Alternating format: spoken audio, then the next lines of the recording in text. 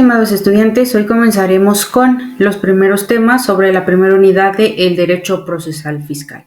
Y bueno, vamos a empezar a definirlo de una forma muy práctica para entrar en el contexto suficiente que abordaremos en toda la materia.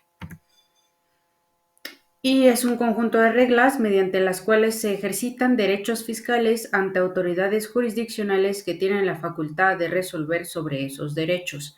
Es decir, ahora bien, estamos hablando sobre un proceso que tendrá que ser realizado ante la jurisdicción y competencia de una autoridad delegada por el Estado.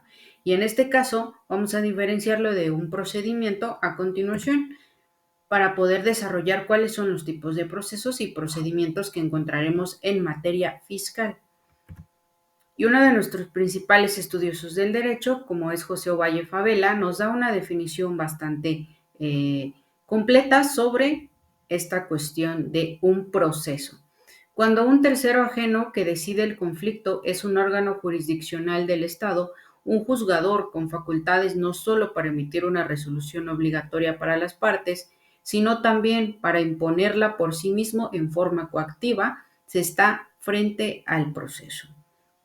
En distintas materias, también sobre el estudio del derecho, de una forma muy general, tratamos de explicar esta parte sobre un proceso y un procedimiento, que es decir, todo proceso forma parte de distintos procedimientos, pero no todos los procedimientos son un proceso. Ahora bien, de forma más sencilla, el procedimiento son conocidas como las autodeterminaciones a cargo de los contribuyentes. Es decir, podemos realizar o reconocer un procedimiento con el simple hecho de asistir a la autoridad fiscal correspondiente para realizar o exigir algún tipo de procedimiento básico como lo es la consulta de nuestro RFC. Ok, para que existan también se llevan a cabo y tenemos que tener en cuenta las bases de lo que es el derecho tributario, el derecho fiscal que vamos a implementar para poder desarrollar un proceso o un procedimiento. Y aquí encontramos las bases sobre el derecho tributario de una forma muy resumida. Encontramos pues básicamente dónde existe esta materia de contribuciones, ¿no?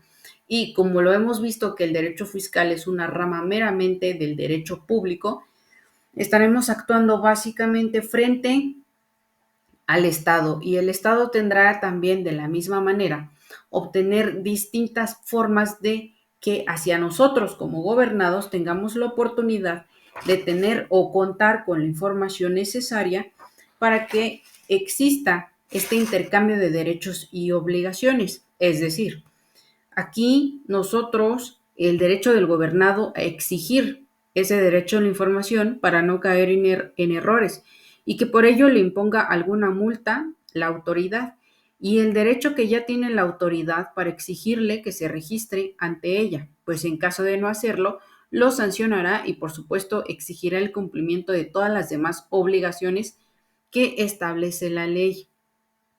Por lo tanto, en este mismo sentido, encontramos que en las funciones existe cuidar el patrimonio familiar y personal, regirse por los principios de legalidad, obligatoriedad, justicia, uniformidad, certeza del tributo, no confiscatoriedad, economía de la recaudación fiscal. Es decir, este principio defiende la proporcionalidad.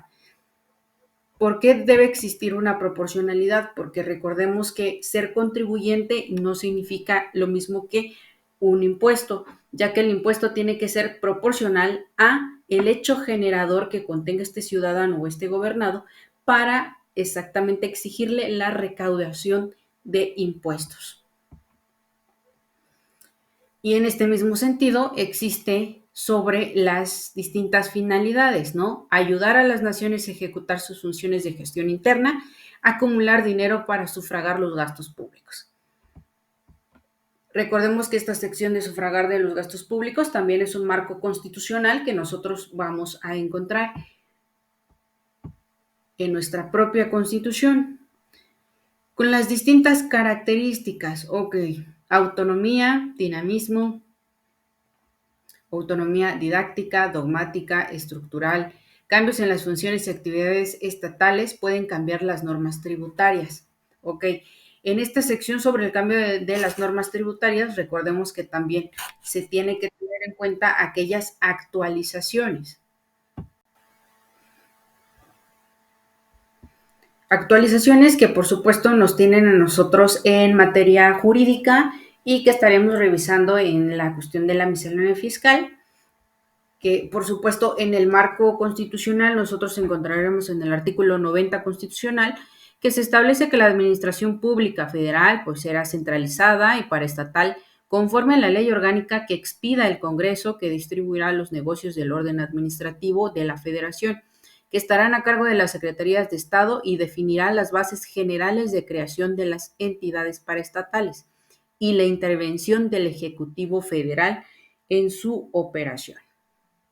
Por lo tanto, todos nosotros dependemos de esta administración pública y al mismo tiempo que tenemos que cumplir con obligaciones, por supuesto que, como anteriormente lo mencionamos, hay derechos que se intercambian entre nosotros como gobernados y las entidades.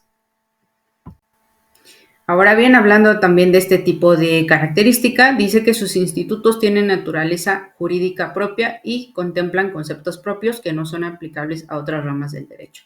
Por lo tanto, aquí entonces estamos hablando de que nuestras autoridades administrativas habrá que recordar que se clasifican en administradoras y extractoras.